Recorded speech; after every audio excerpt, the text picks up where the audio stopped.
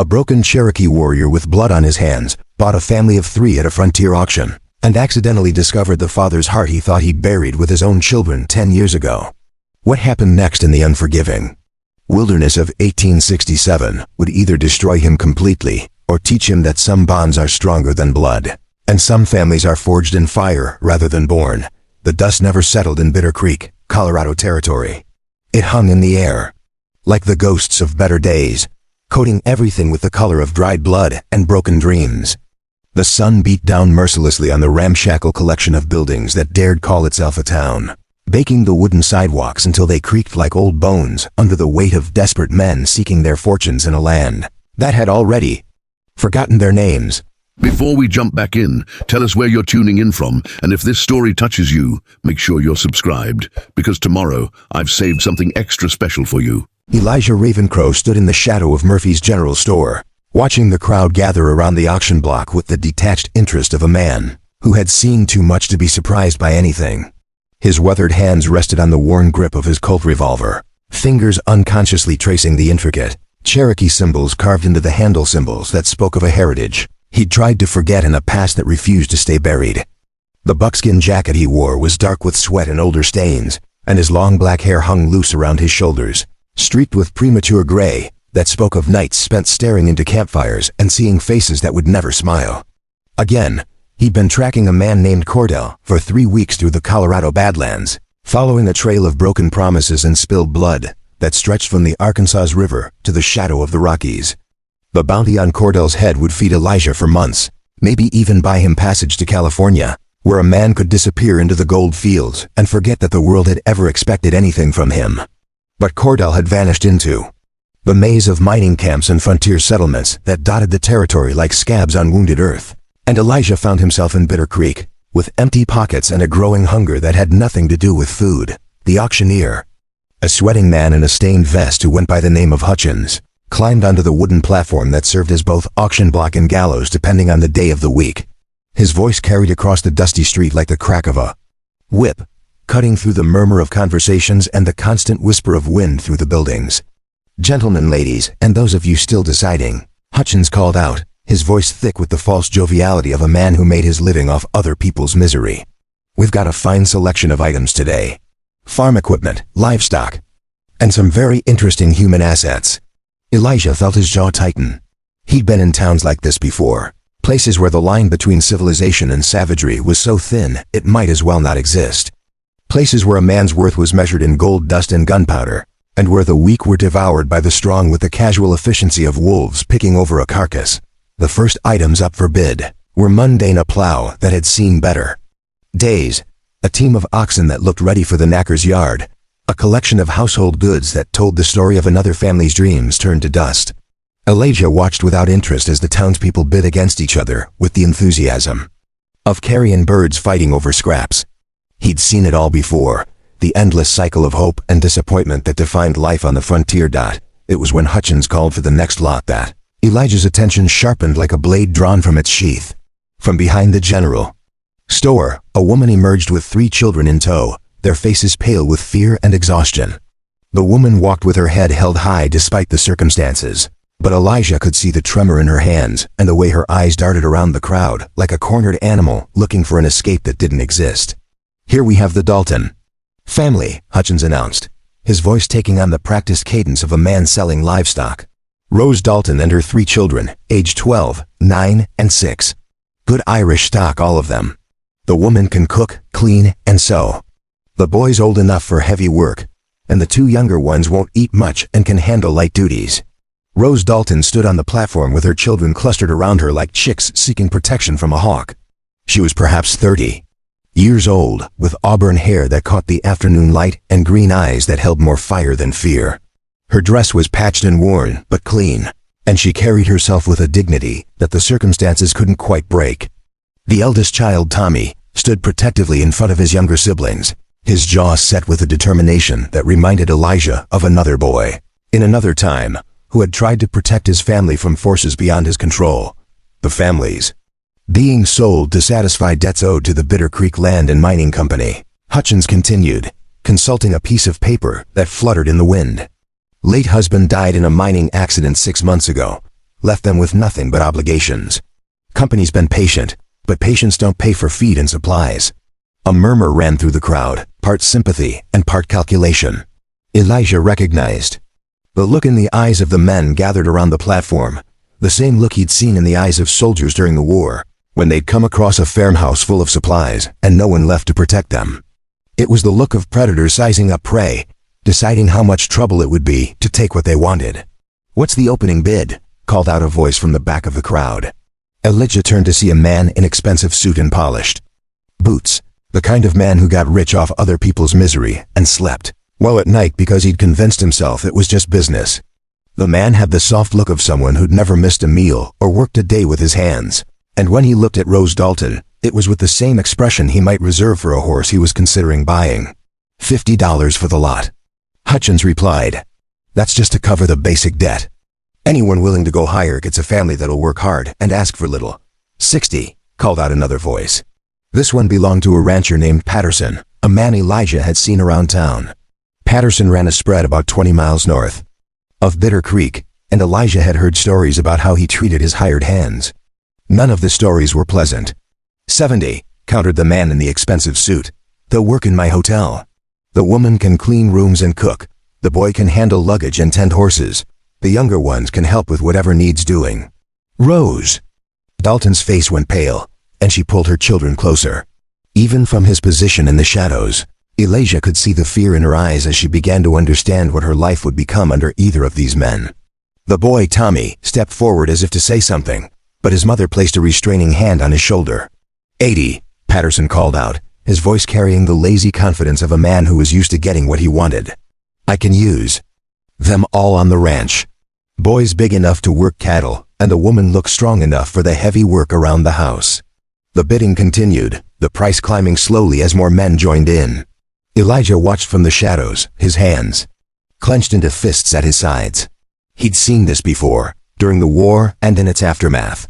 He'd seen families torn apart by men who saw human beings as nothing more than assets to be bought and sold, and he'd sworn he'd never be part of it again. But as he watched Rose Dalton stand on that platform with her children, something stirred in his chest that he'd thought was dead and buried. It was a feeling he recognized but had tried to forget, a protective instinct that had once driven him to fight for his own family until there was nothing left to fight for.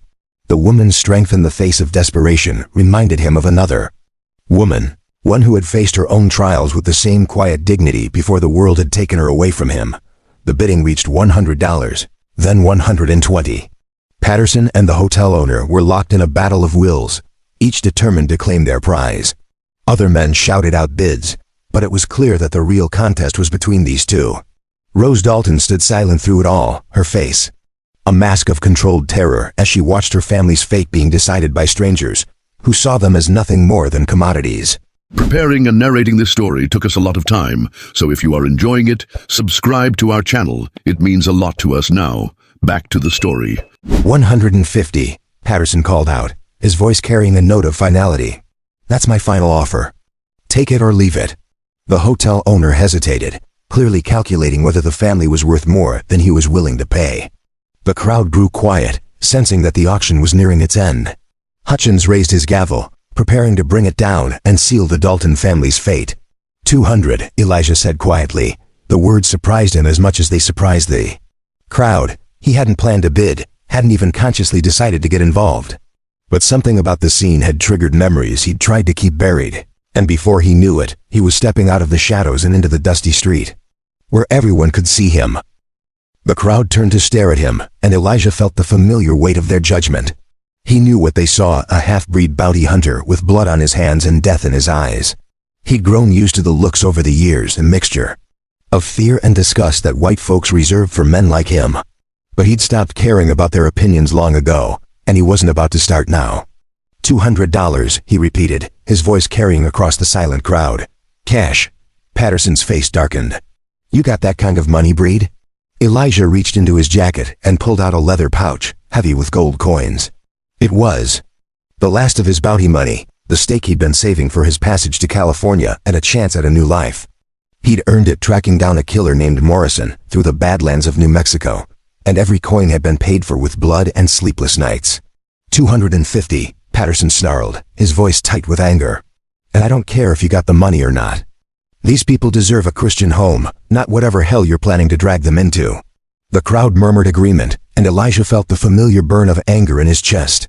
He'd heard it all before, the assumptions and prejudices that followed him wherever he went, but this time it was different. This time there were 3 lives hanging in the balance, and he found himself caring about their fate in a way that surprised him. 300, he said simply, his voice cutting through the murmur of the crowd like a knife.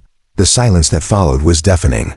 $300 was more money than most of the men in the crowd saw in a year, and the fact that Elijah had it meant he was either very good at his job or very lucky. Either way, it was enough to give even Patterson pause. 325, the rancher called out, but there was uncertainty in his voice now. He was pushing the limits of what he could afford, and everyone knew it. 500. Elijah said, his voice calm and steady. The crowd gasped, and Patterson's face went white. $500 was a fortune in a place like Bitter Creek, more than enough to buy a small ranch or start a business. The fact that Elijah was willing to pay it for a widow and 3 children sent a ripple of shock through the assembled crowd. "Going once," Hutchins called out, his voice shaking with excitement. "Going twice ... He paused, looking around the crowd for any final bids. "Sold to the Cherokee gentleman for $500. The gavel came down with a sound like a gunshot, and suddenly the auction was over. Rose Dalton and her children belonged to Elijah Ravencrow, a man they'd never seen before and knew nothing about. The crowd began to disperse, muttering among themselves about the strange turn of events they'd just witnessed. Elijah walked to the platform where Rose Dalton stood with her children, her face pale but determined. Up close, he could see the intelligence in her green eyes, the strength that had carried her through whatever trials had brought her to this moment. She was smaller than he'd expected, barely reaching his shoulder, but there was something about her that reminded him of a wildcat he'd once seen cornered by a pack of dogs, small, but dangerous if pushed too far. "Ma'am," he said, touching the brim of his hat. "I'm Elijah Ravencrow." She studied his face for a long moment, and he wondered what she saw there. He knew he wasn't a handsome man, his face was too weathered, too marked by violence and hardship.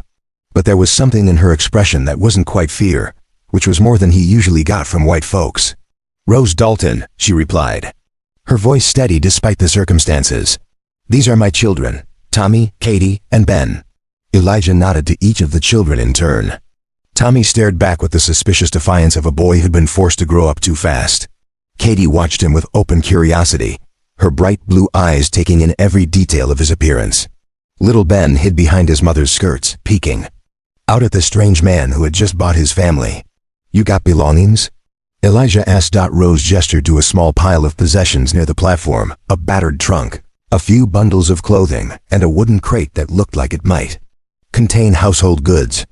Everything they owned in the world, reduced to a handful of items that could be carried in a wagon. "That's all," she said simply.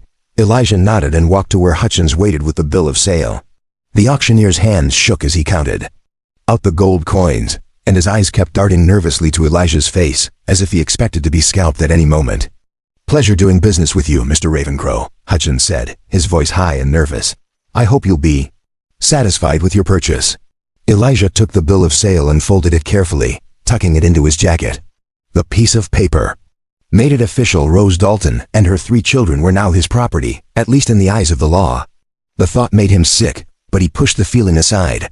He'd deal with the legalities later. Right now he had to get them out of Bitter Creek before someone decided to cause trouble. He walked back to where Rose waited with her children, his mind racing as he tried to figure out what to do next. He had a family now, something he'd never wanted and certainly never planned for. But as he looked at the 4 faces watching him with a mixture of fear and hope, he realized that backing out wasn't an option. He'd made his choice when he'd stepped out of the shadows and opened his mouth, and now he had to live with the consequences. "My horse is at the livery stable," he said. "I'll get a wagon and be back for you and your things. Wait here." Rose nodded, but her eyes never left his face. "Mr. Ravencrow," she said quietly, "what do you want from us?" It was a fair question, and one he didn't have a good answer for. He'd acted on instinct, driven by memories and emotions he'd thought were dead. But now that the moment had passed, he found himself wondering the same thing. What did he want from them? What was he going to do with a widow and 3 children in a territory where survival was a daily struggle? "I don't know," he said honestly. "But I know what those other men wanted, and it wasn't anything good." Rose's expression softened slightly, and for a moment he saw something that might have been gratitude in her eyes. "Thank you," she said simply. Elijah nodded and turned away, walking toward the livery stable with the weight of 4 lives on his shoulders. He'd spent the last 10 years running from responsibility, from the pain of caring about people who could be taken away without warning. But now he found himself walking straight back into the same trap, and the worst part was that he wasn't sure he wanted to escape. The livery stable was owned by an old German named Klaus who charged too much for everything and asked too many questions. But he kept his mouth shut about other people's business, which made him useful to men like Elijah, who preferred to keep their affairs private. "I need a wagon," Elijah said. "Something sturdy enough for a long trip." Klaus looked up from the harness. He was mending, his weathered face creasing into a frown. "You leaving town?" "Maybe. Good time for it. Word's getting around about what you did at the auction. Patterson's not happy about being outbid by a breed, and he's got friends who might want to do something about it." Elijah wasn't surprised. He'd expected trouble from the moment he'd opened his mouth to bid. Men like Patterson didn't like being shown up in public, especially by someone they considered beneath them. But he'd faced worse odds before, and he was still breathing. "How long before they work up the courage to try something?" he asked. Klaus shrugged. "Patterson's more bluster than action, but he's got a son who's not quite as smart as he thinks he is. I'd say you got maybe an hour before young Patterson and his friends decide to make a statement. An hour. It would have to be enough." Elijah paid for the wagon and a team of horses, then loaded Rose's belongings into the back. The trunk was heavier than it looked, and he wondered what she'd managed to save from her old life. The wooden crate rattled with the sound of dishes and cooking utensils, the humble tools of a woman who'd tried to make a home in an unforgiving land. By the time he drove the wagon back to the auction site, a small crowd had gathered around Rose and her children. Most of them were just curious, but Elijah could see the hostile faces mixed in with the merely nosy. News traveled fast in a small town, and everyone had heard about the Cherokee bounty hunter who'd spent $500 on a white family. "Time to go," he said as he pulled the wagon to a stop. Rose didn't argue. She helped her children into the back of the wagon, then climbed up onto the seat beside Elijah. Tommy sat in the back with his younger siblings, his hand resting on a quota bundle that Elijah suspected contained whatever weapons the family had managed to keep. "Where are we going?" Rose asked as Elijah snapped the reins and the wagon lurched into motion. "Away from here," he replied. "I got a cabin up in the mountains. It's not much, but it's safe." They rode in silence through the dusty streets of Bitter Creek, past the saloons and gambling halls where men drank away their sorrows and planned their next desperate schemes. Elijah kept one hand on the reins and the other near his gun, watching for signs of trouble. He could feel eyes on them from every doorway and window, and he knew that their departure was being noted by men who might decide to follow. As they reached the edge of town, Elijah heard the sound of hoofbeats behind them. He turned to see a group of riders approaching, led by a young man with Patterson's weak chin and angry eyes. There were 5 of them, all armed and riding hard. "Trouble," Elijah said quietly. Rose turned to look back at the approaching riders, her face pale but determined. "What do they want?" "To make a point," Elijah replied. He snapped the reins harder, urging the horses to move faster. The wagon was built for hauling freight, not for speed, and he knew they wouldn't be able to outrun mounted men. Young Patterson and his friends caught up with them, just as the wagon reached the first bend in the mountain road. They spread out to block the path, their horses dancing nervously as the riders drew their weapons.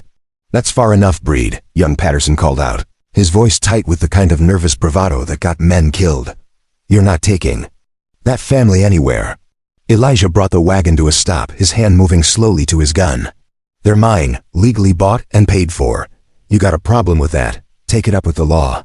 "The law don't apply to your kind," another rider said. "These people deserve better than whatever you got planned for them."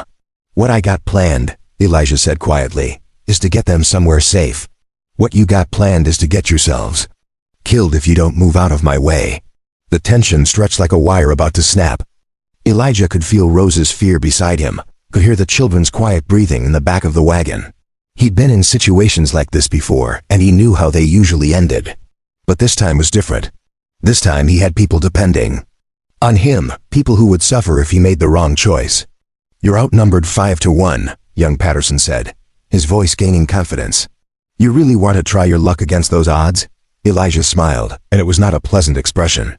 "Son, I've been outnumbered before. Sometimes the Numbers don't matter as much as you think they do. His hand moved with the speed of a striking snake, the Colt clearing leather and firing before any of the riders could react. The shot took young Patterson in the shoulder, spinning him around in his saddle and sending him tumbling to the ground. The other riders reached for their weapons, but Elijah was already moving, rolling off the wagon seat and using the vehicle for cover. The gunfight was brief and brutal. When the smoke cleared, 3 of the riders were down and the other 2 were spurring their horses back toward town as fast as they could go. Elijah stood over young Patterson, who was clutching his wounded shoulder and whimpering like a child. "You tell your father," Elijah said quietly, "that the next time he wants to make a point, he should be prepared to pay the price for it." He climbed back onto the wagon, ignoring the shocked stares of Rose and her children.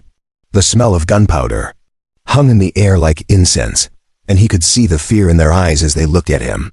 He'd shown them what he was capable of, and now they knew exactly what kind of man had bought their freedom. "Are you all right?" Rose asked quietly. Elijah nodded, snapping the reins to get the horses moving again. "We need to get moving. Those 2 who got away will be back with reinforcements."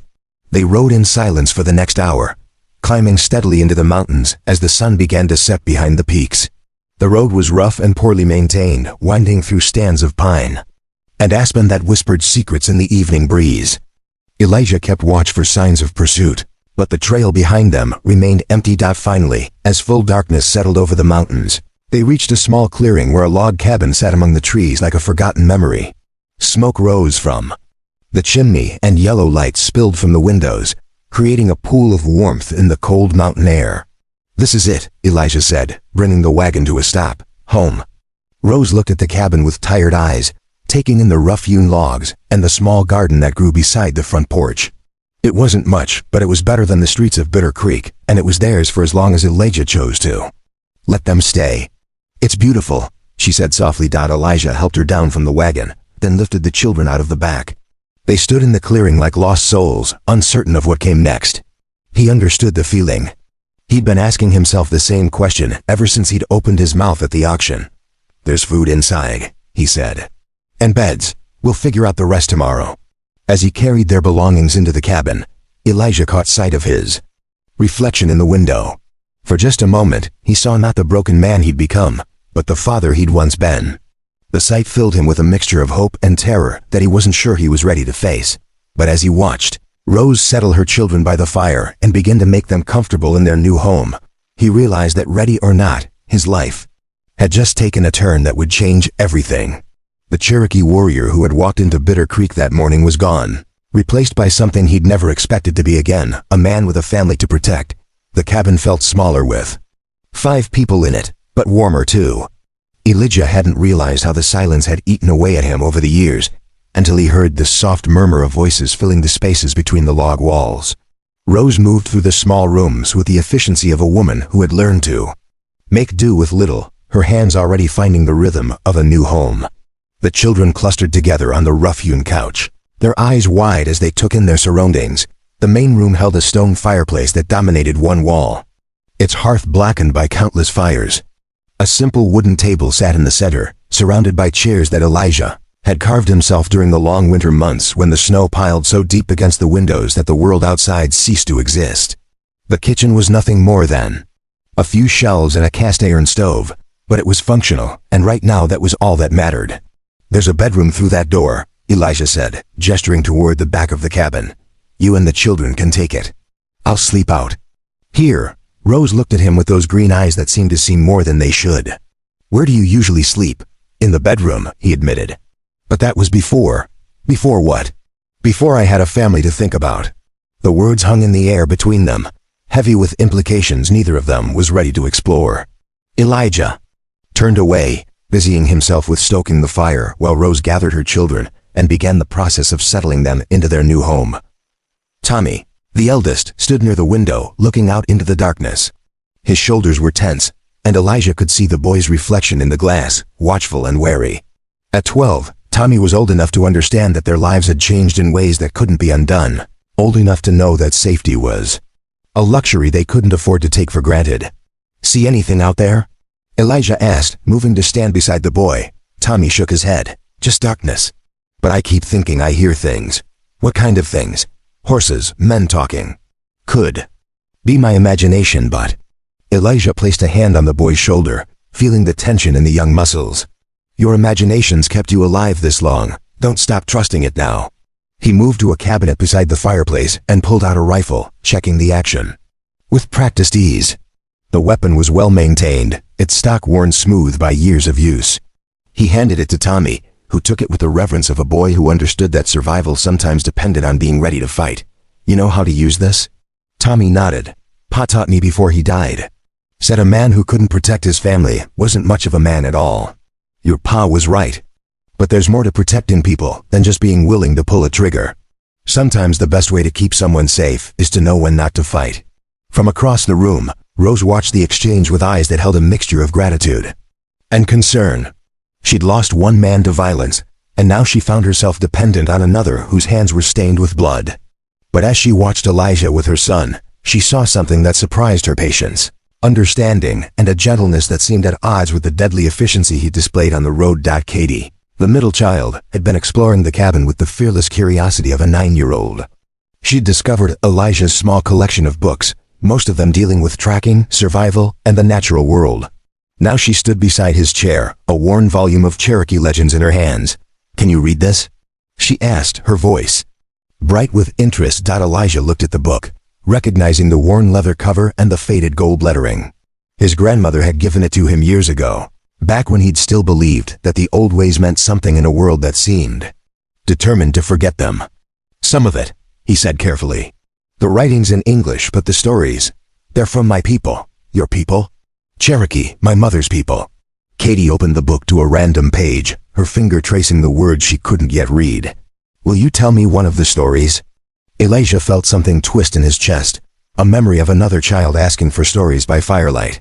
His own daughter, Little Dove, had loved the old tales, especially the ones about Rabbit and his clever tricks. But Little Dove was gone now, buried in a grave he'd never been able to visit, and the stories had died with her.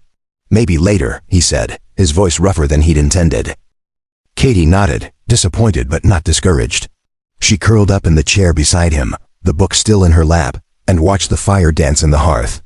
Across the room, Ben, the youngest, had fallen asleep against his mother's shoulder, exhausted by the day's events and the emotional weight of leaving everything familiar behind. Rose looked at Elijah over her sleeping son's head. Thank you, she said quietly, for what you did today. For all of it. Don't thank me yet, he replied. You don't know what you've gotten yourself into. I know what I've gotten myself out of. That's enough for now. The night passed quietly, but Elijah didn't sleep. He sat by the window with his rifle across his knees, watching the darkness for signs of pursuit. The men who'd run from the gunfight would be back, probably with reinforcements. Patterson wasn't the kind of man who accepted defeat gracefully, and his wounded pride would demand satisfaction. As dawn broke over the mountains, painting the sky in shades of gold and crimson, Elijah finally allowed himself to relax. If pursuit was coming, it would have arrived by now. The men of Bitter Creek were many things, but they weren't night fighters. They preferred their violence in broad daylight, where they could see what they were shooting at and count their advantages. Rose emerged from the bedroom, having settled her children for a few more hours of sleep. She moved quietly, trying not to disturb the peace of the morning, but Elijah heard her footsteps on the wooden floor. Coffee? She asked, already moving toward the kitchen. I'd be grateful. She worked with the easy efficiency of a woman who'd been making coffee since she was old enough to reach the stove. The rich aroma filled the cabin, driving away the last shadows of the night and replacing them with something warm and familiar. When she handed him the cup, their fingers brushed, and Elijah felt a jolt of awareness that had nothing to do with the coffee. You didn't sleep, she observed. Couldn't. Too many years of sleeping light. The war? Elijah nodded, sipping the coffee and finding it strong enough to wake the dead. Among other things. Rose sat across from him at the table, her own cup cradled in her hands. What side did you fight on? It was a question that had caused him trouble before. The war had torn the Cherokee Nation apart, just as it had torn apart the rest of the country, with families choosing different sides based on old grudges and new hopes. Elijah had fought for the Union, but that didn't make him popular with either side when the fighting was over. The winning side, he said carefully. Though sometimes I wonder if anybody really won. My husband fought for the Union too, Rose said. He said it was about more than just keeping the country together. He said it was about what kind of country we wanted to be, And what kind of country did we end up with? Rose looked around the cabin, taking in the rough walls and simple furnishings. One where a Cherokee bounty hunter can buy a family at auction and call it rescue. I'm not sure that's what Michael had in mind. Michael was your husband? Michael Dalton. He was a good man, maybe too good for the world we live in. He believed in doing the right thing, even when it cost him. She paused, staring into her coffee. Especially when it cost him. Elijah heard the pain in her voice, the grief that she carried like a stone in her chest. He recognized it because he carried the same weight, the same sense of loss that never quite healed no matter how much time passed. How did he die? He asked. Cave in at the mine. He was trying to shore up a tunnel that everybody else said was too dangerous to save. But there were men trapped inside, and Michael wouldn't leave them. Rose's voice was steady, but Elijah could see the tears she refused to shed. He got them out, all three of them. But the tunnel came down on him before he could follow. He sounds like a good man. He was. And I loved him for it, even when I wanted to shake him for being so damn noble all the time. She looked up at Elijah, and he saw something in her eyes that made his chest tighten. You remind me of him, in some ways. I'm not a good man, Rose. Don't make that mistake. Maybe not. But you're a decent one, and sometimes that's enough. The conversation was interrupted by the sound of small feet on the wooden floor. Ben appeared in the doorway, his hair tousled from sleep and his eyes wide with the confusion of waking up in a strange place. He looked around the cabin, taking in the unfamiliar surroundings, and for a moment Elijah saw panic flicker across the child's face. Mama? Ben's voice was small and uncertain. I'm right here, sweetheart, Rose said, opening her arms. Ben ran to her, burying his face against her shoulder as she held him close. Everything's all right. We're safe now. But, even as she spoke the words, Elijah could see the doubt in her eyes. Safety was a relative thing in a world where men like Patterson had power and influence, where the law was whatever the strongest man said it was. He'd given them sanctuary, but he couldn't give them security. That was something they'd have to build for themselves, one day at a time. Tommy and Katie emerged from the bedroom a few minutes later, both looking more rested than they had the night before. Tommy immediately went to the window, checking the view with the automatic caution of someone who'd learned not to trust the quiet. Katie gravitated toward the bookshelf, her fingers trailing over the spines of the volumes Elijah had collected. Over the years, are you hungry? Rose asked, already moving toward the kitchen. I could make breakfast. There's not much, Elijah warned. I wasn't expecting company. I can work with whatever you have. I've gotten good at making something. From nothing. She rummaged through his supplies, finding flour, eggs, and a small piece of salt pork. Within minutes, the smell of cooking food filled the cabin, and Elijah felt something he hadn't experienced in years. The simple pleasure of sharing a meal with people he cared about. As they ate, the children began to relax their natural curiosity, overcoming their fear of the strange man who'd bought them. Katie asked questions about everything she saw, from the Cherokee symbols carved into the mantelpiece to the collection of arrowheads displayed on a shelf. Tommy was more reserved, but Elijah caught him studying the weapons and survival gear, with the interest of a boy who understood their importance. What happens now? Rose asked when they'd finished eating. It was the question Elijah had been dreading. He'd acted on impulse the day before, driven by memories and emotions he'd thought were dead. But now he had to face the practical realities of his decision. He had a family to support, children to protect, and nowhere near enough resources to do either properly. I don't know, he admitted. I wasn't planning on any of this. None of us were. But here we are. Here we are, he agreed. The way I see it, we have a few options. I could take you to Denver, help you get established there. It's a big city, lots of opportunities for someone willing to work hard. And the other options? Elijah looked around the cabin, seeing it through their eyes for the first time. It was rough, isolated, and far from any of the comforts of civilization. But it was also free from the judgments and prejudices that had made their lives in Bitter Creek impossible. You could stay here, he said. At least until we figure out something better. What would we do? Whatever we had to. Hunt, trap, maybe do some trading with the settlements down the mountain. It's not an easy life, but it's honest work. Rose was quiet for a long moment, considering the alternatives. Denver offered opportunities, but also dangers. The city was full of men who would see a widow with 3 children as easy prey, and she'd already learned how quickly circumstances could change. The cabin offered isolation, but also protection from the world that had failed them. What do you want? She asked finally. Elijah looked at her, then at the children who were watching him with a mixture of hope and fear. What did he want? For 10 years he'd wanted nothing more than to forget, to lose himself in the endless cycle of tracking and killing that had become his life. But now, sitting in this cabin with these people, he found himself remembering what it felt like to belong somewhere. "I want you to be safe," he said. "I want your children to grow up without having to worry about men like Patterson. I want—" He paused, struggling with words that had been locked away for too long. "I want to be the kind of man your husband was, the kind who does the right thing, even when it costs him." Rose reached across the table and took his hand, her fingers warm against his scarred skin. "Then we'll stay," she said simply. "At least for now." The decision made, they spent the rest of the morning making plans. Elijah showed Tommy how to maintain the rifles and shotguns that would be their first line of defense against both human and animal predators. He taught Katie how to read the signs of approaching weather, knowledge that could mean the difference between life and death in the mountains. Even Ben, the youngest, was given tasks appropriate to his age, gathering kindling, organizing supplies, and learning the names of the plants and animals that shared their mountain home. Rose threw herself into the work of making the cabin truly livable.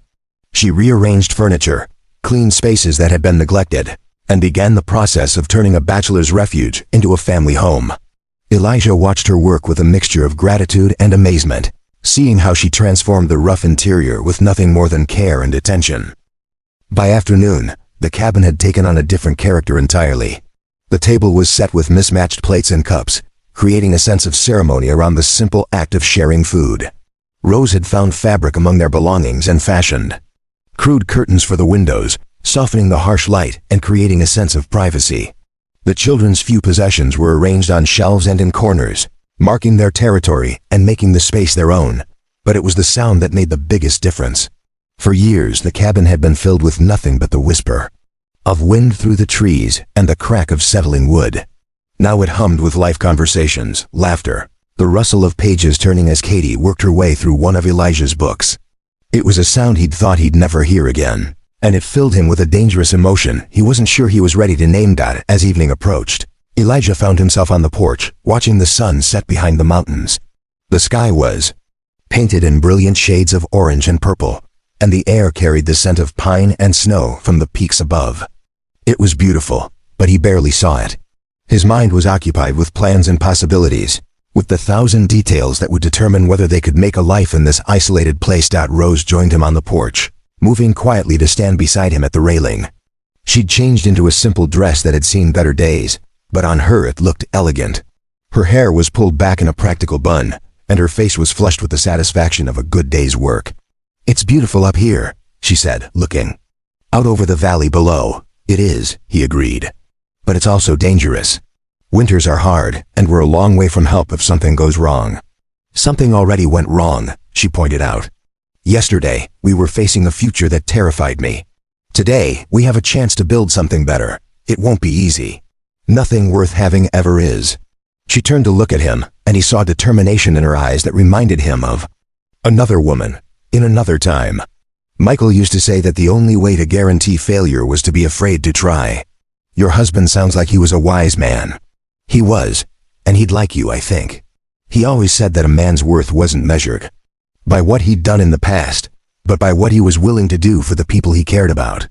Elijah felt something catch in his throat, an emotion he couldn't quite name. "I'm not sure I know how to care about people anymore," he said quietly. "It's been a long time."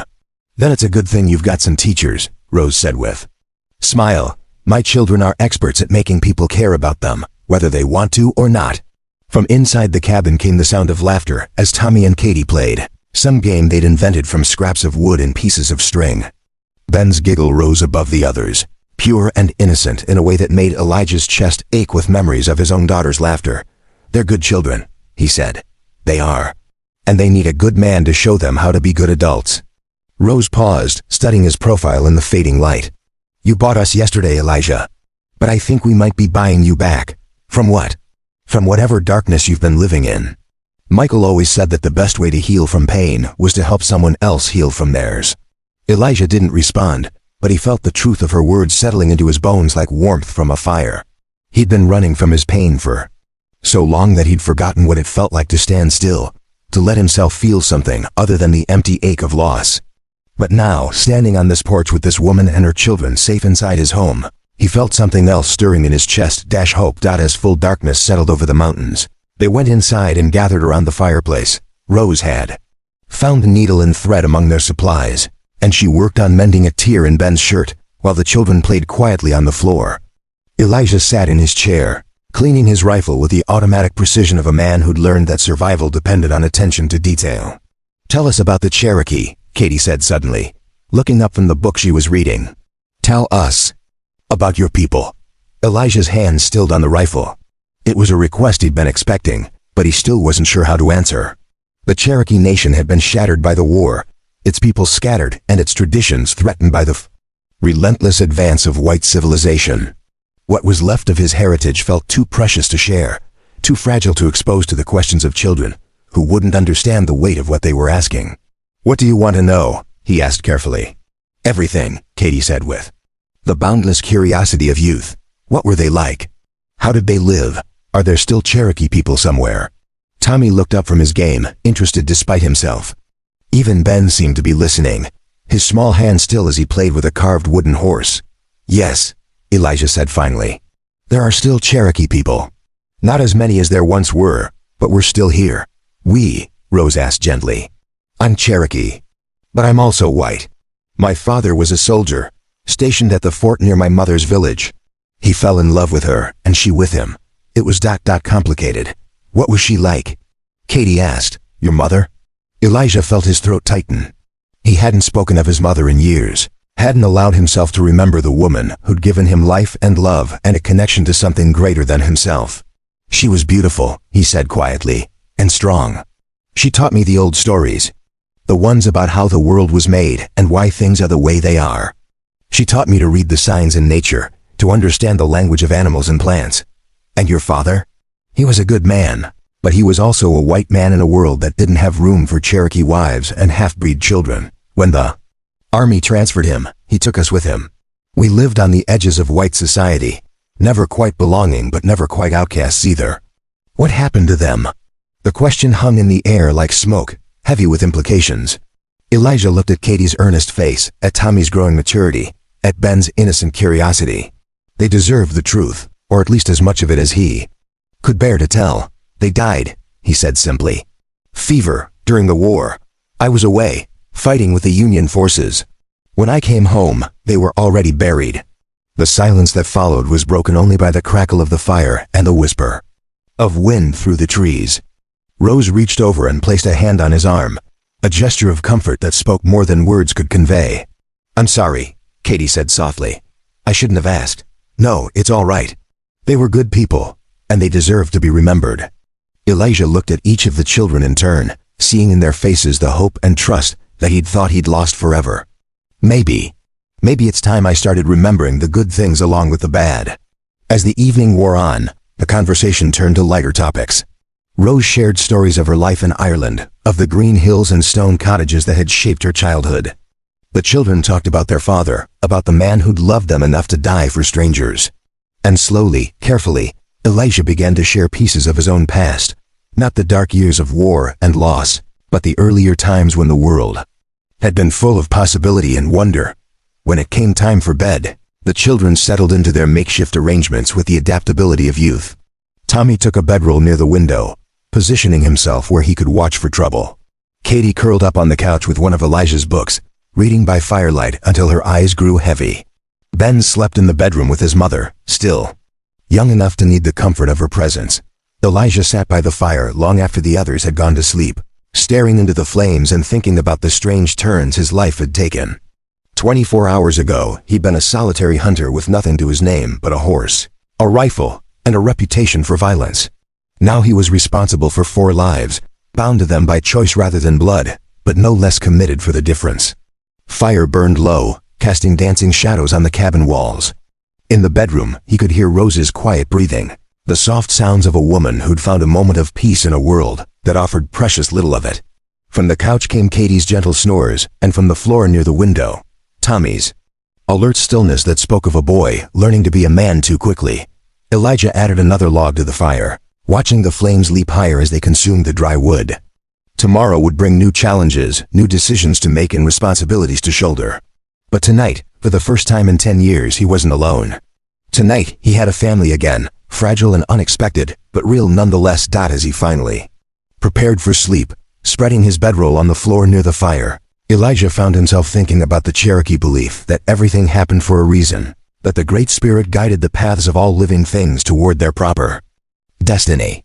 He'd stopped believing in destiny years ago, had convinced himself that life was nothing more than a series of random events strung together by chance and choice. But now, lying in the darkness with the quiet sounds of his new family around him, he began to wonder if maybe his grandmother had been right after all.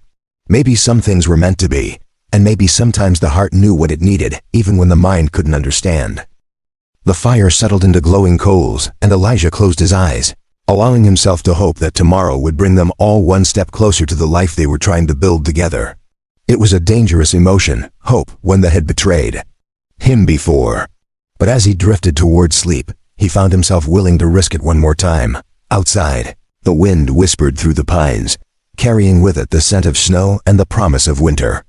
But inside the cabin, warmth prevailed, and for the first time in years, Elijah Ravencrow slept without dreams of the dead. 3 weeks had passed since they'd arrived at the mountain cabin, and the rhythm of their days had begun to feel natural. The children had adapted with the resilience of youth, finding wonder in the wilderness that surrounded them. Tommy had become Elijah's shadow, learning to track deer through the forest and read the signs that told stories of the creatures that shared their mountain home. Katie had discovered a love for the medicinal plants that grew wild in the meadows, her quick mind absorbing everything Elijah taught her about Cherokee healing traditions. Even little Ben had found his place, his laughter echoing through the trees as he played elaborate games with sticks and stones. But it was the changes in Elijah himself that were most remarkable. The hard edges that had defined him for so long were beginning to soften, worn smooth by the daily interactions with people who saw him not as a dangerous half-breed bounty hunter, but simply as the man who kept them safe and warm. Rose watched him with growing amazement as he patiently answered Katie's endless questions, or helped Ben carve a whistle from a piece of birch bark. This was not the same man who had stood in the dust of Bitter Creek, radiating barely contained violence. The morning that would change everything started like any other.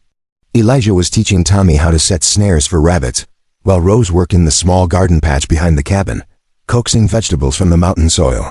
Katie was gathering wild herbs under Rose's watchful eye, her small hands gentle with the delicate plants. Ben played nearby, his wooden animals arranged in elaborate processions across the cleared ground. It was Ben who first noticed the smoke. "Mama," he called out, his voice carrying a note of concern. "There's smoke coming from the valley." Rose straightened, shading her eyes with her hand as she looked toward the distant settlement of Pine Ridge. A thin column of black smoke rose from the collection of buildings that nestled in the valley below, too thick and dark to be from a simple cooking fire. "Elijah," she called, her voice sharp with worry. He emerged from the forest with Tommy close behind, both of them carrying the rabbits they'd caught in the snares. His eyes immediately found the smoke, and his expression hardened with the instinctive wariness of a man who'd learned to read danger in the smallest signs. "Could be anything," he said, but his voice lacked conviction. "House fire maybe, or someone burning brush."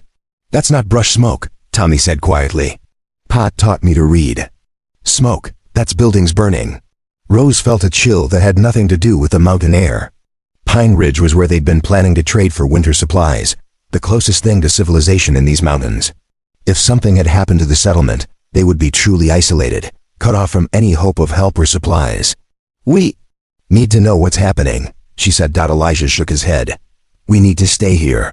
Whatever's going on down there, it's not our problem." "What if it becomes our problem?" Rose asked. "What if whatever happened there is heading this way?" The question hung in the air like the smoke itself, dark and ominous. Elijah studied the distant column, his mind racing through possibilities. Pine Ridge was a small settlement, mostly miners and their families trying to scratch a living from the unforgiving mountain terrain. They'd always been friendly enough to him, treating him with the careful respect that frontier people reserved for dangerous but useful men.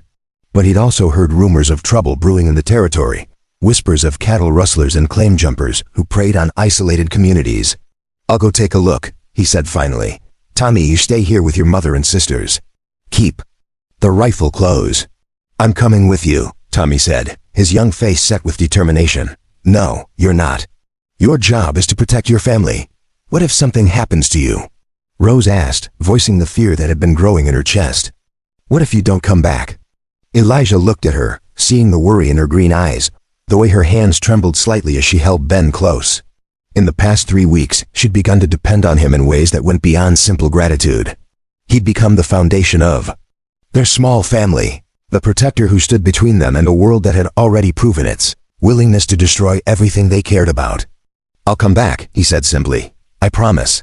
But as he saddled his horse and checked his weapons, Elijah couldn't shake the feeling that the peaceful interlude they'd enjoyed was about to come to an end. The smoke in the valley was more than just a fire. It was a warning, a sign that the violence and chaos they'd fled from Bitter Creek had found them even here in their mountain sanctuary.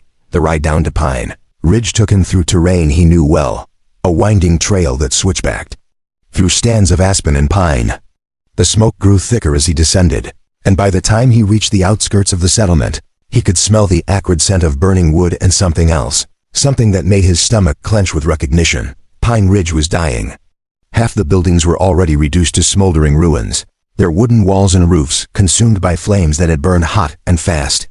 The general store, the saloon, the small church where the miners' wives gathered on Sundays, all of them were gone, leaving only blackened timbers and drifting ash. But it was the silence that told him the whole story. There were no voices calling for help, no sounds of people fighting the fires or trying to save what remained. The only sound was the whisper of wind through the ruins and the occasional crack of settling wood. Elijah dismounted and walked through the destruction, his hand never leaving his gun. Bodies lay scattered in the dust, some cut down by bullets, others showing the brutal efficiency of knife work. Men, women, even children, the raiders had shown no mercy, no discrimination in their killing. He found the answer to his questions in the ruins of the general store. Painted on the one wall that still stood were words that made his blood run cold. Cherokee scum, you're next. The message was clear, and it was meant for him. Someone had tracked him to Pine Ridge, had learned about his connection to the settlement.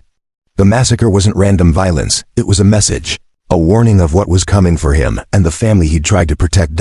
As he stood among the ruins, memories flooded back with the force of a physical blow. Another settlement, another time. The smell of smoke and blood, the sound of his daughter's screams cut short by gunfire. He'd been away then too, tracking a wanted man through the Badlands while his family died in flames. The guilt had eaten at him for 10 years, the knowledge that he'd failed in the most basic duty of any man to protect the people he loved. But this time was different. This time he had warning, and he had the chance to fight back. The men who'd done this were probably already on their way to his cabin, confident that they'd delivered their message and that he would be paralyzed by fear. They didn't know that. Fear had burned out of him years ago, replaced by something colder and more dangerous. Elijah remounted his horse and began the long ride back up the mountain, his mind already working through plans and possibilities. The cabin was defensible, built into the side of the mountain with clear fields of fire in all directions. But it would also be a trap if they were surrounded, and he couldn't risk the lives of Rose and her children in a siege. The sun was setting. By the time he reached the cabin, painting the sky in shades of red that reminded him too much of the flames that had consumed Pine Ridge, Rose was waiting for him on the porch, her face pale with worry, and he could see the relief in her eyes when she spotted him coming up the trail. What happened? She asked as he dismounted. Pine Ridge is gone, he said simply. Everyone's dead. The words hit her like a physical blow. Dead? All of them? All of them. And they left a message for me.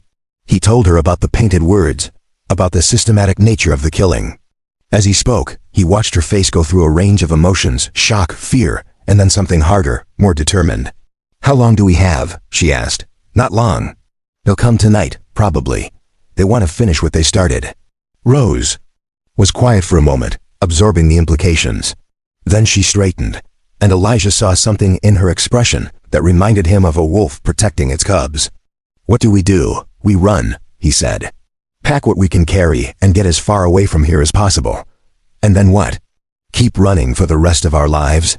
Elijah looked at her, seeing the strength that had carried her through the loss of her husband and the auction block in Bitter Creek. If that's what it takes. No, she said firmly. I'm tired of running. We all are. From inside the cabin came the sound of children's voices as Tommy helped his younger siblings prepare for bed. Normal sounds of a normal family in a normal world. But their world was far from normal, and the normalcy they'd built was about to be shattered. Rose, Elijah said quietly. "You don't understand what we're up against. These aren't just claim jumpers or cattle rustlers. They're killers, and they've got a specific grudge against me." "Then tell me about it," she said. "Tell me why they want you dead." For a long moment, Elijah was silent. The full truth was something he'd never told anyone, a secret that had burned in his chest for 10 years. But looking at Rose's face, seeing the trust and determination in her eyes, he knew that she deserved to know what she was risking her children's lives for. "During the war," he began, his voice rough with emotion, "I was a scout for the Union Army. My job was to find Confederate camps and report back on their positions. But sometimes I did more than just report." Rose waited, understanding that he was struggling with words that had been locked away for too long. "There was a Confederate officer named Colonel Hayes," Elijah continued. "He was recruiting Cherokee warriors to fight for the South, using a combination of bribes and threats. My own cousin was one of the men he convinced to join. What happened? Hayes was holding a meeting in a farmhouse outside of Tulsa. 20 Cherokee men, all of them armed and dangerous. I was supposed to just observe, but when I saw my cousin there..." Elijah's voice broke slightly. "I couldn't let him throw his life away for the Confederate cause. So you attacked? I burned the farmhouse down around them, all of them. My cousin, Hayes, everyone." The words came out in a rush, as if he couldn't bear to hold them in any longer. "I told myself it was about the war, about stopping Hayes from recruiting more men. But the truth was, I was angry. Angry at my cousin for choosing the wrong side. Angry at the world for tearing our people apart." Rose reached out and took his hand, her fingers intertwining with his. "You were trying to save him." "I was trying to save him by killing him," Elijah said bitterly. "And Hayes had a son. A boy named Nathan who was about Tommy's age. He wasn't at the meeting, but he saw the smoke. He saw his father die, and now he's grown up. And he spent the last 10 years tracking down everyone who was involved in that raid, and the last one left."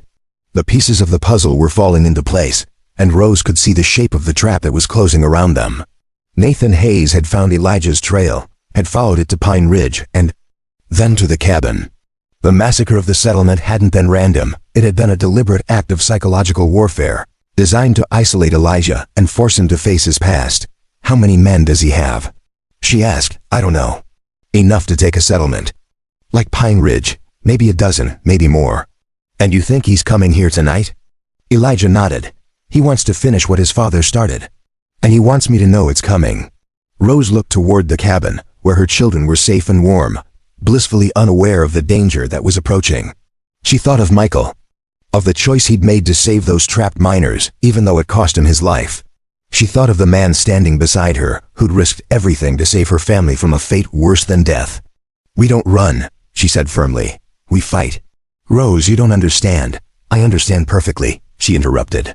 "You made a choice 10 years ago, and now you're paying the price for it. But my children aren't going to pay that price. They're not going to spend their lives running from your ghosts." Elijah stared at her, seeing the steel in her green eyes, the determination that had carried her through every trial life had thrown at her. In that moment, he realized that he'd been wrong about her. She wasn't just a woman who needed protecting, she was a warrior in her own right. Someone who would fight for her family with the same fierce devotion that had once driven him to burn down a farmhouse full of enemy soldiers. "All right," he said quietly. "We fight, but we do it smart, and we do it together." As they stood on the porch, watching the last light fade from the sky, both of them knew that the quiet life they'd built in the mountains was about to end. But they also knew that they would face whatever came next as a family, bound together by choice and strengthened by love. The war for their survival was about to begin. And this time, Elijah Ravencrow would not fight alone. The transformation of their mountain sanctuary into a fortress happened with grim efficiency. As darkness settled over the peaks, Elijah moved through the cabin with the methodical precision of a man who'd prepared for war before. Every window became a firing position, every piece of furniture a potential barricade. The children watched, in fascination and growing fear as their peaceful home became something harder, more dangerous. Tommy proved invaluable, his young hands steady as he helped load ammunition and position weapons. At 12, he was old enough to understand that this wasn't a game, that the men coming for them would show no mercy to women and children. Rose had given him one of Elijah's spare pistols, and the boy wore it with the serious dignity of someone who knew he might have to use it. "Remember what I taught you," Elijah said quietly as they worked. Don't shoot unless you have a clear target. Make every bullet count. Katie had been assigned the task of keeping Ben calm and quiet, but her bright eyes missed nothing as she watched the preparations. She'd positioned herself near the back window, where she could see the trail that led down the mountain. Her job was to watch for the first signs of approaching riders, to give them precious seconds of warning that might mean the difference between life and death. How many bullets do we have? Rose asked, her voice steady despite the circumstances. Enough. Elijah replied, though they both knew it wasn't true. He had perhaps 50 rounds for his rifle, another 30 for his pistol. Tommy's gun held 6 shots, and there were 2 more cylinders loaded and ready. Against a dozen men or more, it would have to be enough. The waiting was the hardest part. They sat in the darkened cabin, listening to the night sounds of the mountain, and trying to distinguish between the natural creaking of the building and the sounds that might herald approaching danger.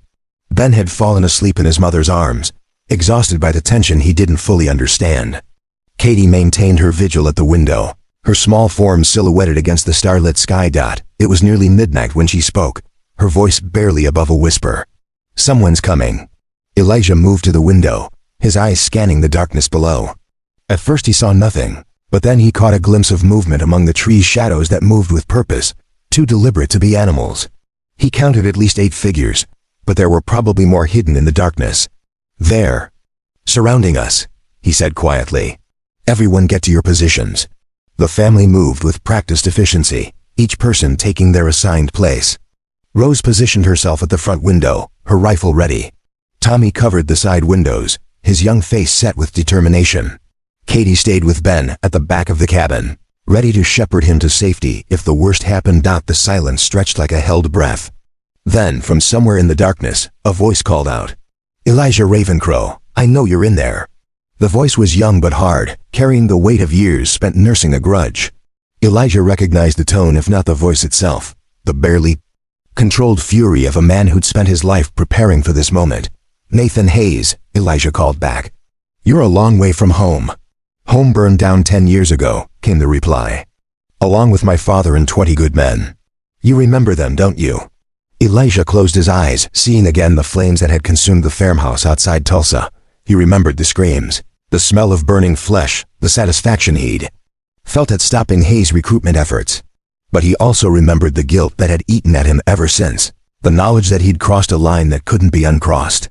I remember, he said simply. Good, then you know why I'm here. To finish what your father started? To finish what you started, Nathan corrected. You killed my father, Ravencrow. Burned him alive along with men who were only trying to defend their homeland. And now it's your turn. Rose looked at Elijah, seeing the pain in his eyes, the weight of old guilt that had driven him to this moment. She understood now why he'd been so reluctant to let anyone get close, why he'd spent 10 years running from his past. But she also saw something else in his expression, a resolve that hadn't been there before, a determination to protect what he'd found worth protecting. What do you want? Elijah called out. I want you to come out here and face me like a man. No hiding behind women and children, just you and me. And if I do, you'll let them go? The pause that followed was answer enough. Nathan Hayes hadn't come all this way to leave witnesses. He'd come to finish the job, to wipe out everyone connected to the man who destroyed his family. I thought so, Elijah said. Then I guess we do this the hard way. The attack came without warning. Muzzle flashes lit up the darkness as Hayes' men opened fire from multiple positions, their bullets splintering the cabin walls and shattering windows. Elijah returned fire immediately, his shots carefully aimed at the telltale flashes of enemy guns. Rose joined him, her rifle barking as she laid down covering fire. The sound was deafening in the confined space of the cabin. Ben woke screaming, and Katie held him close, whispering reassurances that neither of them believed. Tommy crawled to his assigned window, his pistol ready, waiting for a target to present itself. They're trying to burn us out, Rose shouted over the gunfire. Elijah could smell smoke, could see the orange glow of flames beginning to lick at the cabin walls. Hayes was using the same tactic that had been used against his father fire as a weapon, forcing them to choose between burning alive or running into the guns of their enemies. Tommy, Elijah called, the water barrels. The boy understood immediately. He crawled to the corner where they kept their water supply, dragging the heavy containers toward the spreading flames. Rose abandoned her position to help him, the two of them working desperately to douse the fire before it could take hold. but the flames were spreading faster than they could fight them. The dry wood of the cabin walls caught easily, and soon the small structure was filled with smoke that burned their eyes and made breathing difficult. They were running out of time. "We have to get out," Rose said, her voice tight with fear. "That's what they want," Elijah replied. "They'll cut us down the moment we step outside." "Then what do we do?" Elijah looked around the cabin that had become their home, seeing the flames eating away at the walls like hungry animals. In a few minutes, the structure would be fully engulfed, and they'd have no choice but to run. But running meant certain death, and he'd sworn he wouldn't let that happen. Again. "The root cellar," he said suddenly. "Under the floorboards. It opens into the old mine shaft." Rose stared at him. "Mine shaft?" The cabin was built on an old claim. The tunnel goes about 50 yards into the mountain before it connects to a natural cave system. If we can get to it, we might be able to get out behind them. It was a desperate plan, but it was their only chance. They worked quickly, pulling up the floorboards to reveal a narrow opening that led down into darkness. The smell of earth and stale air rose from the depths, along with something else, the faint sound of running water. "Katie first," Elijah said. Then Ben. The children disappeared into the darkness, their small forms swallowed by the tunnel. Rose followed, her rifle clutched in her hands. Tommy hesitated, looking back at the cabin that had been their sanctuary. "Go," Elijah said. "I'll be right behind you." But as Tommy lowered himself into the tunnel, Elijah took one last look around the burning cabin. On the mantelpiece, barely visible through the smoke, was the photograph of his first family, his wife and daughter, smiling at a camera in a world that no longer existed. He grabbed it, shoving it into his jacket before following the others. Into the darkness, the tunnel was narrow and low, forcing them to crawl on their hands and knees through the suffocating darkness. The sound of their breathing echoed off the walls, and Elijah could hear Ben's quiet sobbing as Katie tried to comfort him. Behind them, the sound of gunfire continued as Hayes' men maintained their assault on the burning cabin. The tunnel seemed to go on forever, but finally they emerged into a larger space, a natural cave carved by centuries of flowing water. A small stream ran along one wall, its sound echoing in the darkness. Elijah lit a match, revealing rough stone walls and multiple passages leading deeper into the mountain. "Which way?" Rose asked. Elijah studied the cave system, trying to remember the stories the old miners had told about the tunnels that honeycombed the mountain. There was supposed to be an entrance on the far side of the ridge, hidden among the rocks and trees. If they could find it, they might be able to circle around behind Hayes' men. "This way," he said, choosing a passage that seemed to slope upward. They moved through the darkness like ghosts, following the sound of running water and the faint movement of air that suggested an opening somewhere ahead. The children were exhausted and frightened, but they pressed on without complaint, understanding that their lives depended on reaching safety. It was Katie who first saw the light, a faint glow that filtered down through a crack in the ceiling. They climbed toward it, emerging onto a rocky ledge that overlooked their burning cabin. The structure was fully engulfed now, its walls collapsing in showers of sparks and flame. Hayes' men had gathered in a rough circle around the cabin, their faces lit by the fire as they watched their work. There were 12 of them, all armed with rifles and pistols. At their center stood a young man who could only be Nathan Hayes tall, lean with his father's aristocratic features and eyes that burned with fanatic intensity. "Burn in hell, Ravencrow," Hayes said, his voice carrying clearly in the mountain air. "Just like my father did." From their position on the ledge, Elijah could see the tactical situation clearly. Hayes' men were spread out, but they were all focused on the burning cabin. They weren't expecting an attack from above, and the rocky terrain would provide good cover for a fighting withdrawal. "Stay here," he told the others. "I'm going to end this." "No," Rose said firmly.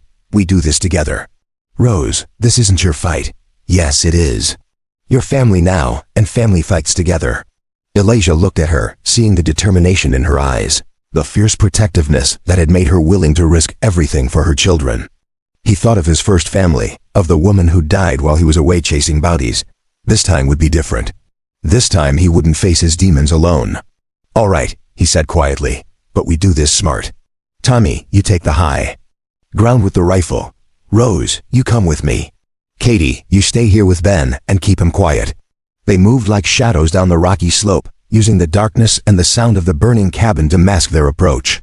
The smell of smoke filled the air, and Elijah could feel the heat of the flames on his face as they drew closer to Hayes' position. The first shot came from Tommy's rifle, taking down one of the sentries before the man could raise an alarm. Elijah and Rose opened fire simultaneously, their bullets finding targets among the confused and scattered men. The surprise was complete. Hayes' men had been expecting to flush out their prey like animals, not to be hunted themselves, but Nathan Hayes was his father's son, and he recovered quickly from the shock of the ambush. He rallied his remaining men, organizing them into a defensive position behind the rocks and trees that surrounded the burning cabin. The advantage of surprise was gone, and now it was a straight fight between desperate people with everything to lose. "You can't win, Ravencrow," Hayes called out, his voice tight with fury. "I've got more men than you have bullets." "Maybe," Elijah replied, his rifle speaking for him as he put another round into the rocks where Hayes was hiding. "But you've got more to lose than I do." The gunfight raged for what felt like hours, but was probably only minutes. Smoke from the burning cabin provided cover for both sides, and the rocky terrain made it difficult to get clear shots. Tommy's rifle cracked from the high ground, keeping Hayes' men pinned down while Elijah and Rose worked their way closer to the enemy position. It was Rose who spotted the opportunity. One of Hayes' men had moved too far from cover, trying to get a better angle on Tommy's position. She put a bullet in his chest, and as he fell, she saw Nathan Hayes himself, exposed for just a moment as he tried to help his wounded man. "Elijah," she called. He turned, saw the target, and took the shot. The bullet caught Hayes in the shoulder, spinning him around and sending him tumbling behind the rocks. But the wound wasn't fatal, and Elijah knew that as long as Hayes lived, the threat would never end. "Cover me," he said, and before Rose could protest, he was moving toward the enemy position. The final confrontation happened in the space between two boulders, lit by the dying flames of the cabin. Nathan Hayes struggled to his feet, his left arm hanging useless at his side, a pistol in his right hand. He was young, maybe 25, with the same aristocratic features that had marked his father. "You should have stayed dead," Hayes said, raising his pistol. "Probably," Elijah agreed. "But I've got something to live for now." They fired simultaneously. Hayes' bullet went wide, thrown off by his wounded shoulder. Elijah's shot was true, taking the young man in the chest and dropping him to his knees. Hayes looked down at the spreading stain on his shirt, then up at Elijah with eyes that held more surprise than anger. "Tell me," he said, his voice barely above a whisper, "was it worth it? All those men you killed?" Elijah looked at the dying man, seeing in his face the boy who'd watched his father burn, who'd spent 10 years nurturing his hatred and planning his revenge. He thought of his own daughter, of the family he'd lost and the family he'd found. "No," he said quietly, "it wasn't worth it. But this is." Nathan Hayes smiled, a bitter expression that transformed his face into something almost human. Then he fell forward, and the war that had begun 10 years ago in a burning farmhouse finally came to an end. The silence that followed was broken only by the crackling of the dying fire and the distant sound of the wind through the trees. Elijah stood over Hayes' body, feeling the weight of the years lifting from his shoulders. The guilt would never entirely go away, but for the first time in a decade, he felt something like peace. Rose appeared at his side, her face streaked with soot and tears. "Is it over?" "It's over," he said, pulling her into his arms. "We can go home now." But as they looked at the smoldering ruins of their cabin, they realized that home wasn't the place. It was the people who stood with you when the world tried to tear you apart.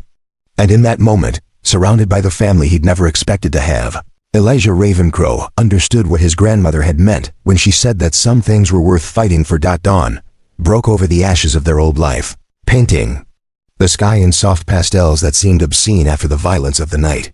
The cabin was nothing more than a blackened skeleton. Its walls collapsed and its roof open to the morning sky.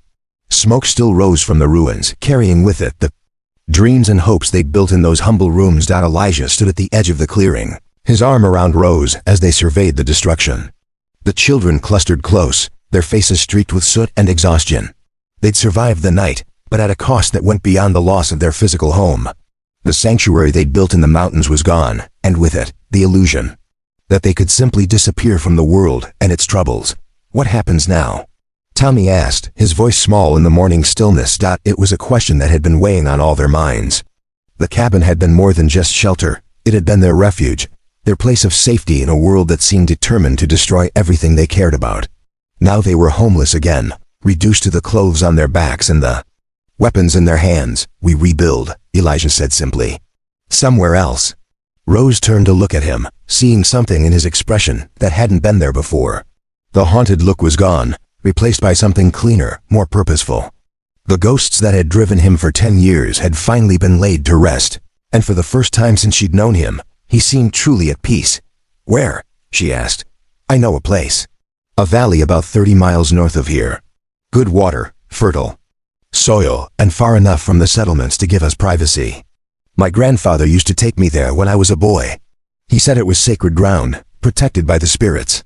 Katie looked up from where she was gathering their few remaining possessions. "Will we be safe there?" "Safer than anywhere else," Elijah replied. The old Cherokee believed that some places were set aside for healing, for starting over. Maybe it's time we found out if they were right. The journey to the valley took them through some of the most beautiful country any of them had ever seen. They traveled on foot, leading Elijah's horse loaded with their supplies, following ancient trails that wound through stands of aspen and pine.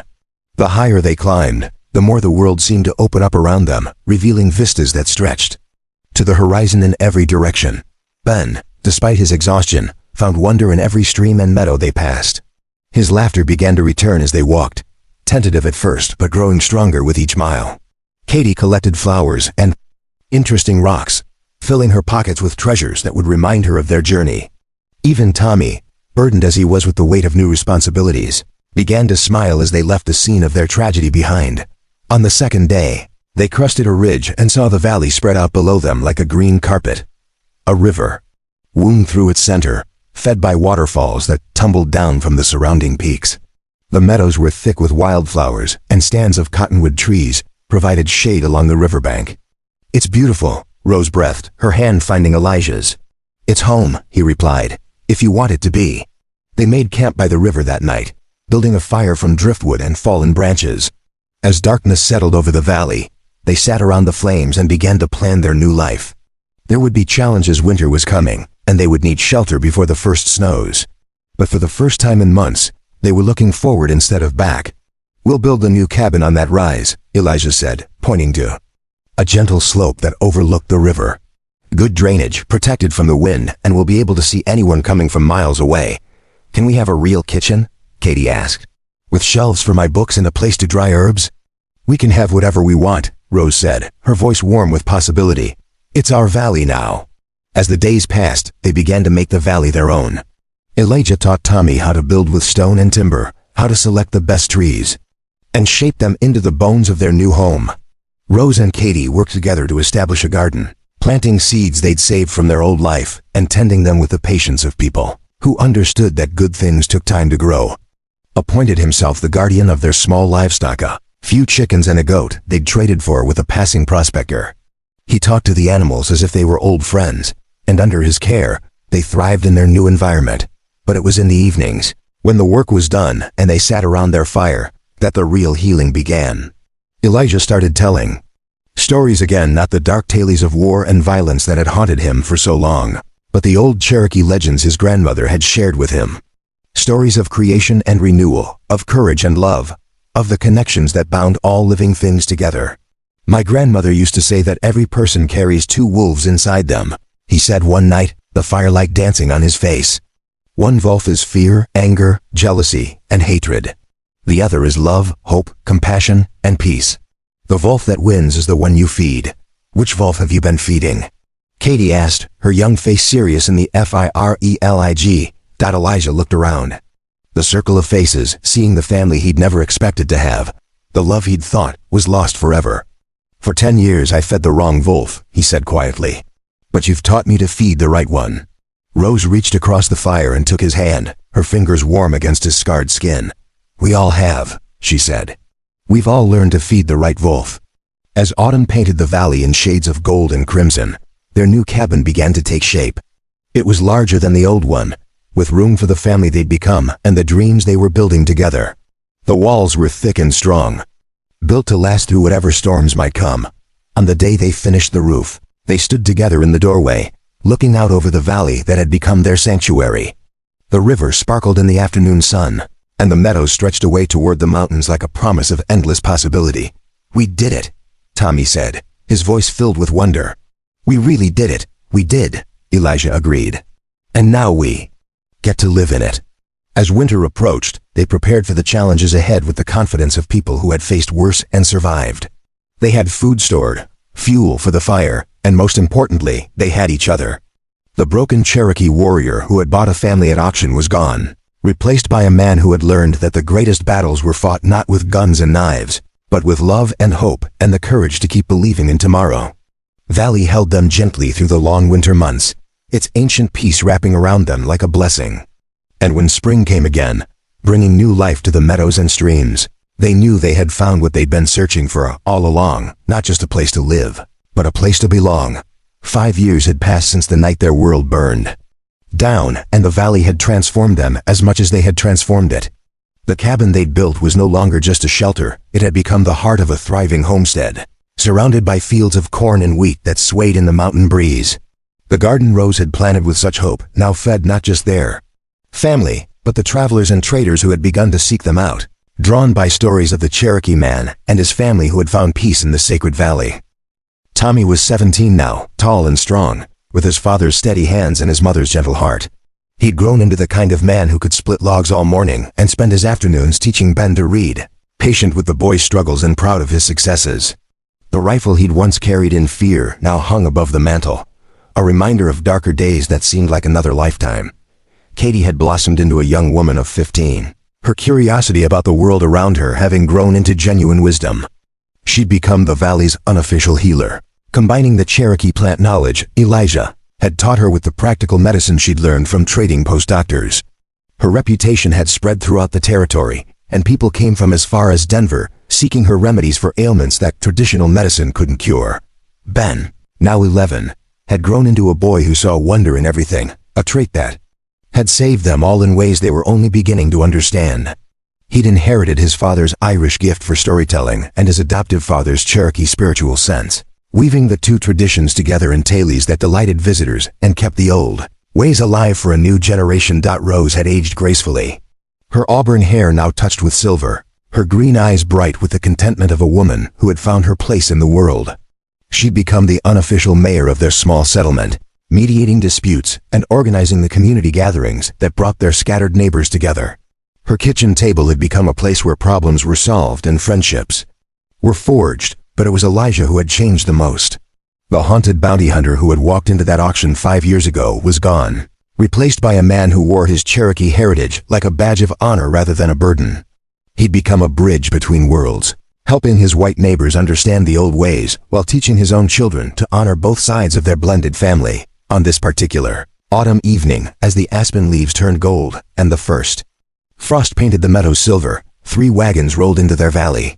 The lead wagon carried a family that looked frighteningly familiar, a woman with hollow eyes and 3 children who clung to her skirts like frightened birds. "Ma'am," Elijah said, stepping forward as the wagon stopped in front of their cabin. "What brings you to our valley?" The woman looked up at him with eyes that held the same desperation Rose's had carried 5 years ago. I heard there was a Cherokee man here who helped people like us. What kind of help do you need?" "My husband died in the mining accident up at Silver Creek. Company says we owe them money, more than we can ever pay. They're selling us tomorrow." Her voice broke slightly. "I heard you might understand." Elijah felt Rose's hand slip into his, felt the warmth of his family gathering around him. He looked at the woman and her children, seeing himself and his own family reflected in their fear and hope. "What's your name?" he asked gently. "Sarah Mitchell." "These are my children Daniel, Mary, and little Joseph." "Well, Sarah Mitchell, you're welcome to stay here tonight. Tomorrow we'll figure out what comes next." As the family settled into the cabin's warmth, sharing the evening meal and the stories that bound communities together, Elijah found himself thinking about the strange turns his life had taken. The auction that had changed everything, the violence that had nearly destroyed them, the healing that had made them whole. Later, as the house settled into quiet, he sat on the porch with Rose, watching the stars wheel overhead in the clear mountain sky. "Another family," she said softly. "Another chance to make a difference. Another chance to feed the right wolf." He agreed. From inside the cabin came the sound of quiet conversation as Tommy and Katie shared their beds with the Mitchell children, offering comfort and friendship to souls who had forgotten what safety felt like. Ben was already planning the adventures he would show them tomorrow, the secret places in the valley where a child could find wonder and peace. "Do you ever think about how it all started?" Rose asked. That auction, the choices we made? Elijah was quiet for a long moment, remembering the dust of Bitter Creek, the desperate bid that had changed 5 lives forever. I think about the man I was then, he said finally. Lost, angry, running from everything that mattered, and I think about the man I am now. And I like this version better. Rose laughed, the sound carrying across the valley like music. I do too. He's a good father, a good husband, a good man. He had good teachers. As they sat together in the comfortable silence of people who knew each other's hearts, Elijah thought about the legacy they were building in this valley. Not just the crops and cattle, not just the buildings and fences, but something more important, a place where broken people could heal, where families could be forged from love rather than blood, where the old ways and the new could exist in harmony. The Cherokee had always believed that some places were sacred, set aside by the spirits for special purposes. As he looked out over the valley that had become their home, Elijah understood that this was such a place. Not sacred because it was untouched, but sacred because it had been consecrated by the lives lived within it, the love shared beneath its sky, the hope that grew in its soil like the corn in their fields. Tomorrow would bring new challenges, new families to help, new bridges to build between the worlds that seemed determined to tear each other apart. But tonight, sitting on his porch with the woman he loved and the children who had taught him to love again, Elijah Ravencrow was exactly where he belonged. The broken Cherokee warrior who had bought a family at auction was gone, replaced by something infinitely more valuable, a man who had learned that the greatest legacy wasn't what you took from the world, but what you gave to it. And in the sacred valley where the old ways lived on, where children learned to feed the right wolf, that legacy would continue long after the last star faded from the sky. The gamble he'd taken 5 years ago had paid off in ways he'd never imagined. He'd risked everything on a single moment of compassion, and in return, he'd found not just a family, but a reason to believe in tomorrow. Some bets, he'd learned, were worth taking no matter what the odds. And in the end, love always won. Up next, you've got 2 more standout stories right on your screen. If this one hit the mark, you won't want to pass these up. Just click and check them out, and don't forget to subscribe and turn on the notification bell so you don't miss any upload from us.